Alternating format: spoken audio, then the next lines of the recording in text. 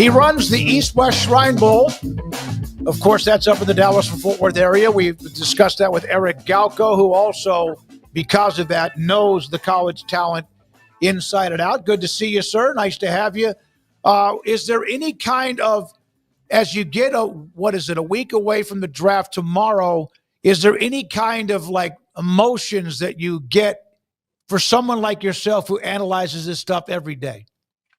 No, it's really a lot of calls this time of year and trying to do my best, not just to help guys in the Shrine Bowl and educate NFL teams about where those guys, may fit, but really help NFL teams in a big way. One of the cool parts about doing this for as long as I have is you kind of being outside the NFL, I kind of become this way station for a lot of asking information, sharing information too. So like anybody else, trying to figure out what's going to happen on draft weekend, not just Thursday night, but especially day 2, day 3. And it's been interesting the last week or so with kind of how every NFL team is thinking the first round might go, because even internally with NFL teams, they're pretty bad at mock drafts too. So a lot of different opinions across the NFL where this first round might shake out. Eric, which Ohio State running back is better, Henderson or Judkins? Oh, I like Henderson a lot. I think Henderson is, you could argue he's the best running back in this class. And, especially knowing we do our own independent work, NFL teams operate independently too, you really get a chance to see how much groupthink there is outside, and that the guy who's first and second feels like a much bigger delta than it actually is. But I think TreVeyon Henderson, does things better than Ashton Jeanty or Amarian Hampton. I'm not saying he's all the way better, but I think he's in that kind of tier too. I think Judkins is a really good player, and I'd love him part of my running back room, but I think TreVeyon Henderson's a 3-down player tomorrow in the NFL, and I wouldn't be surprised at all the years his name called on Thursday night. How much are you curious about what the New York Giants end up doing there at number 3? A lot of talk about who they're meeting with and workouts and things like that. Kind of what feel do you have for where they might go at this point? Yeah, I think everyone wants to find out there. It feels like, certainly Cam Ward going first overall. Still some questions. Obviously, the Browns have a need at quarterback, have a great talent like Abdul Carter, but I think most people believe that Travis Hunter has a good chance to be the second overall pick. But really at 3, it gets interesting. And I think obviously the Giants are at this unique standpoint of they've had some good success, but it's only no secret that their GM head coach, situation is a bit, a question mark, I think, long term. And I think they have a lot of decisions to make too. Do you take Abdul Carter? Do you take the franchise quarterback? Do you look to move down so you can get a haul for those kind of picks? So I think for most NFL teams, they're not, no one's positive what the Browns are doing, or really the Titans are doing at this point either. But I think for most people that tell you that the draft can really be a huge turning point at number 3 overall too. So do I have a feel for it? Hey, I'm hoping it's my guy, Shedeur Sanders. I think he'd be great to be a face of the Giants too, but I'll admit my bias in that one, and I'm not positive he's going to be the pick there at 3. Well, you set me up for my question about Shedeur Sanders, and obviously there's so many different opinions. I think a lot of it is people don't maybe like him because they really may not think he's that good, or because of the blowback in Colorado and Dion and all that, whatever. Have you seen anyone that has been analyzed as much as he's been in the way he's been? Protect your online privacy with Nord VPN. Browse securely, access content from anywhere, and keep your data safe with military-grade encryption. Whether at home or on the go, NordVPN ensures your digital freedom. Stay secure. Download NordVPN today at nordvpn.com. That's NORDVPN.com.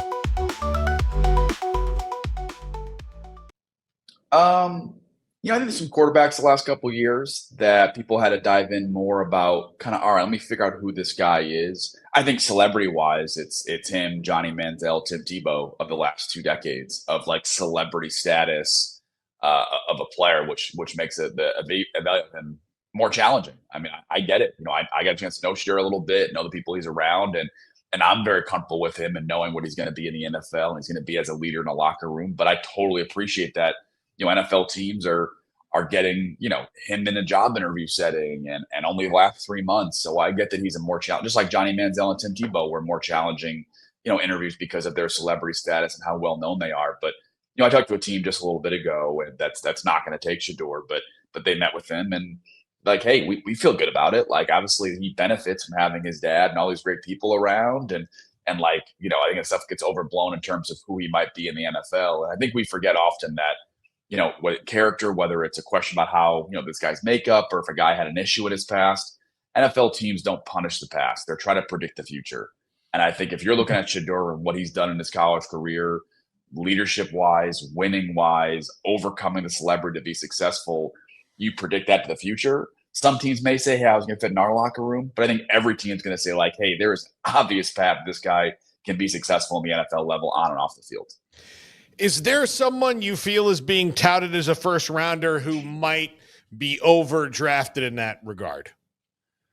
I think it's tough to figure out who the back end of round one is. I would say that generally in round one, it's the sense I'm getting is that it's going to be a pretty risk averse, right? If teams are trading up for guys, they're going to trade up for guys that are probably O-line, D-line, really clean character. It's just not the top. The draft has some good depth, but it's not a draft at the top that you're going to feel great about, moving up and taking a big swing on a guy. I talked to a director the other day, and he kind of made the point that, hey, really in this draft after Travis, and if you're okay with Abdul Carter and his, kind of some medical stuff, there's a lot of guys you'd love to take at pick 18, 19, 20, not at 4, 5, 6, 7, right? And that's kind of where this draft ends up being too. So I think we'll see a lot of offensive linemen, a lot of defensive linemen, not a lot of skill guys, maybe 3, who knows, even 4 quarterbacks. We saw 6 go last year. I think teams kind of saw all those guys seem to have success too, but outside of some quarterback surprises, it'll be a pretty heavy O-line, D-line, and DB draft. And no one really is going to be out of left field, I don't think, going in round one. Eric, I know we're talking about this year's draft, but the big story in college football surrounding NIco Iamaleava chose UCLA a little while ago. Do you have any thoughts just on the story itself and just all that surrounded that, his choice, and just do teams care about anything like that? But like you just said, they're worried about the future, not the past. Yeah, I got a chance to talk to people, let's call it close to Nico, the last couple of days, and just kind of did my own homework in advance, and also, really trying to offer my help. I'm thankful to have some, whether it's influence or insight, but I always look at my job like, hey, if I can help, no matter what happened in the past, if I can help their current situation, I want to do it. And my read of it, and I've talked to people around Nico, whether it's, private QB coaches or whoever else, and I've always heard really positive things about who he is as a person. And I'd always tell people to keep in mind, I'm not saying that the people around Nico did everything perfect, but there's always a little bit more going on than just what you kind of see on a Twitter post once in a while too. And I think the focus for Nico is, hey, let's try to get to the NFL next year, and what puts us in position to do that. And that definitely could have been at Tennessee, but I saw there were some reports about UCLA. I think UCLA is a great fit. They got an OC there, Tino Sunseri, who's fast rising coach in college football. He's going to be a heck of an NFL coach or a college head coach one day. I think if that's his destination, makes a lot of sense to develop. And who knows if it's a 1 year and go, or maybe it's a 2 year at UCLA. But I think he's one of the most talented quarterbacks in the draft, or in the country, I should say. And I think he has been an NFL level player since he was a freshman at Tennessee, and that's pretty rare. I think the fact that he started there as a freshman in college, and now he's going to his junior year, a new situation, but already has that same kind of base of ability, I think he has a chance to be really special in this year's college football season. I think he'll be in next year's draft class and have a chance to be one of the upper echelon quarterbacks in the country. I think he's that talented. So they want talent. You just said that they don't look at the past, they look at the future. And he has chosen UCLA. Yeah. That is official. And he's going to UCLA for sure. And so none of this drama will come into play at all. And I hope not for everybody involved, but so none of this matters. It's how he's going to perform at UCLA, whether it's a year or 2. No, I think it matters. I think it matters until you ask the question. When I talk to guys, I get a chance to know these players too. When I first talked to Shedeur Sanders, I wasn't throwing him softballs, right? I don't think the team are throwing Nico softballs at all, but I think he has a chance to address the questions. And his answer to that question might be, we made a mistake. I made a mistake. It might be, here's the real story and here's how I did it. It might be here's what happened, right? And I get a chance to talk to Kyle McCord this year, the draft cycle, certainly at the East-West Shrine Bowl, and he had to leave Ohio State a little bit different. He kind of got not forced out, but maybe they said it wasn't a good fit either too. And, that made Kyle a better player and a better person. Kyle will tell you that, if not for that adversity and overcoming that and kind of resetting his mind, he wouldn't be as ready for the NFL as he is. And I think for Nico, I talked to Jordan Palmer, a private quarterback coach as well. And he and I talked the other day about, hey, adversity in a quarterback is really important. It's important to have that adversity at some point, right? Because if you don't have it in college, when it comes to the NFL, you have that adversity, you may not make it through it. And I think for Nico now, this may be his, adversity moment, for better or worse, to say, all right, new situation. a lot of spotlight on me. He probably learned a whole bunch about himself, about people around him, about how to handle adversity. Now he goes to UCLA, and I think that's going to make him more prepared to be a professional when there's a lot more adversity coming your way. Is there a knock on the scheme at Tennessee by scouts?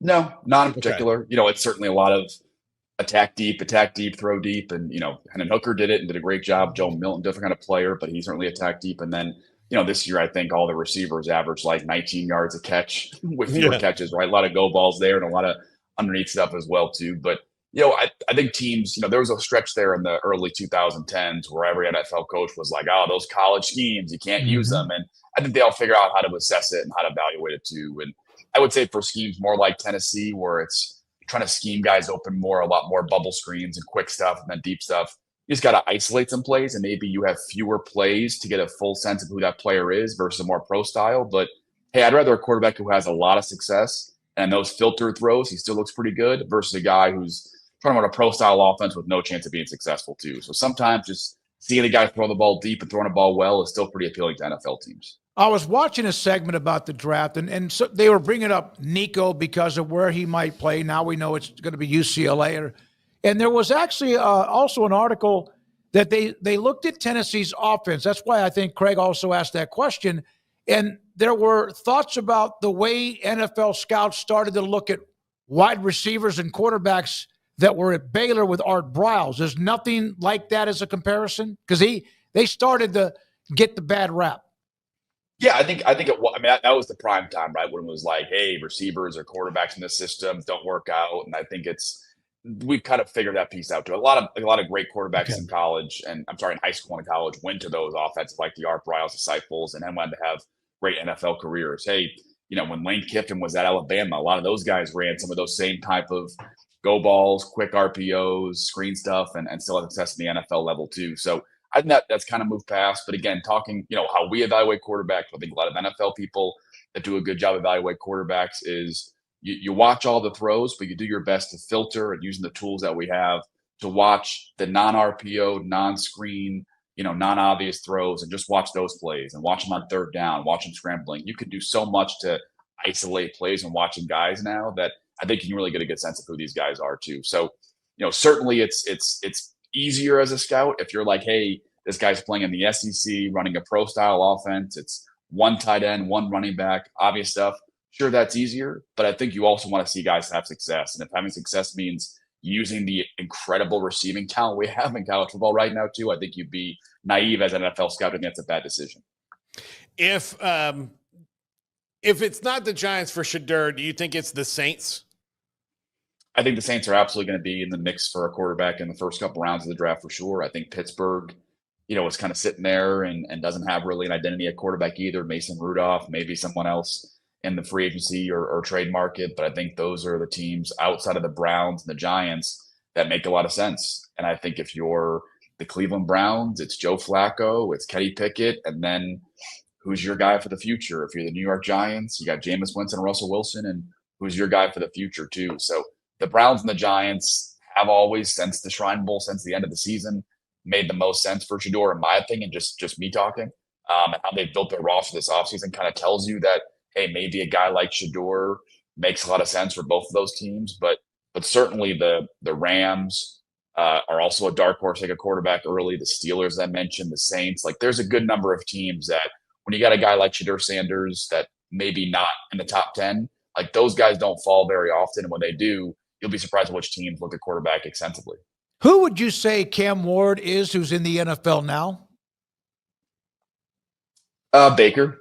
Baker's one that jumps out to me. A little bit different and stylistically, maybe between a Baker and a Kyler, a guy that's really good at improvising out of the pocket, doesn't lose his head, can finish downfield, can stay aggressive, can take chances when he has to, but also kind of reel it in.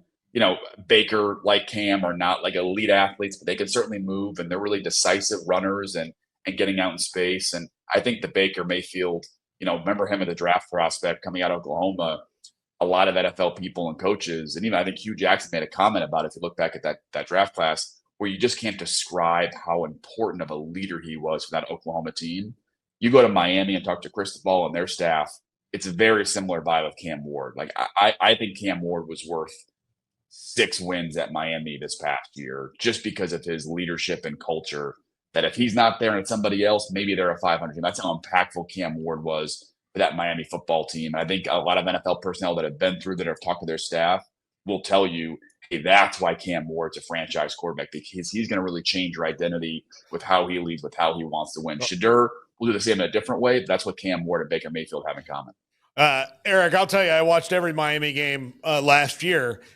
He was worth, like, you're right, 6 wins because of the leadership, and he was worth their other 4 because of his ridiculous skill set and the fact that Mario Cristobal had 0 people who wanted to tackle. Like, and so it was those moments, and that's why, like, people can nitpick about interceptions and things like that for a guy with his experience level. But if you just watch, like, in the moments of, like, hey, our defense can't stop anybody, you're going to have to score every time you get the ball here in the second half. He did that every single time. He's an incredibly decisive thinker, a very confident person without an ego.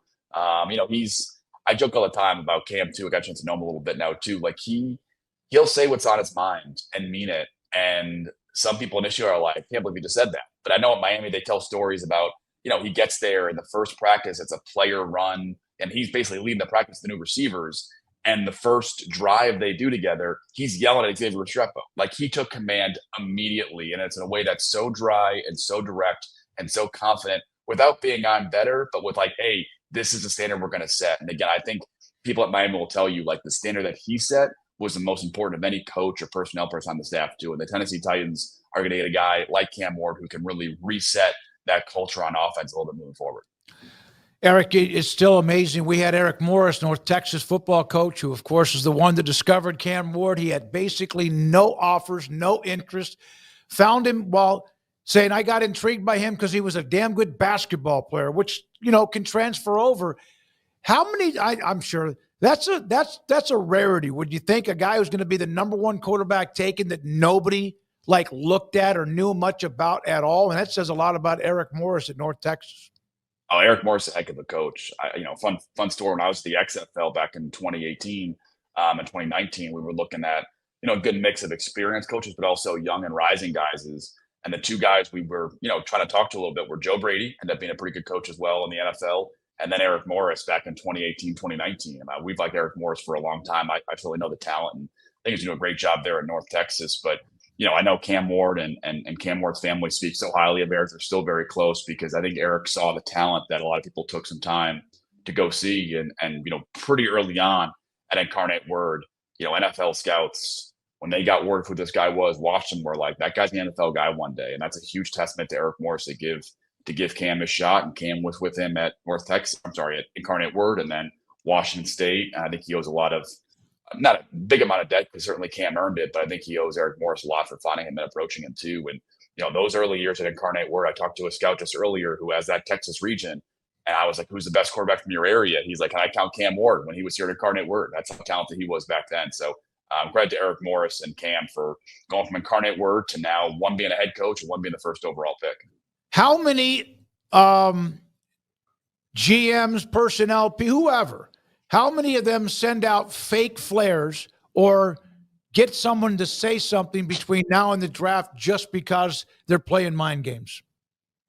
I think it happens a good bit. It'll happen the next 72 hours, right? Today, for most NFL teams, some teams yesterday was the last day of their meetings as a staff.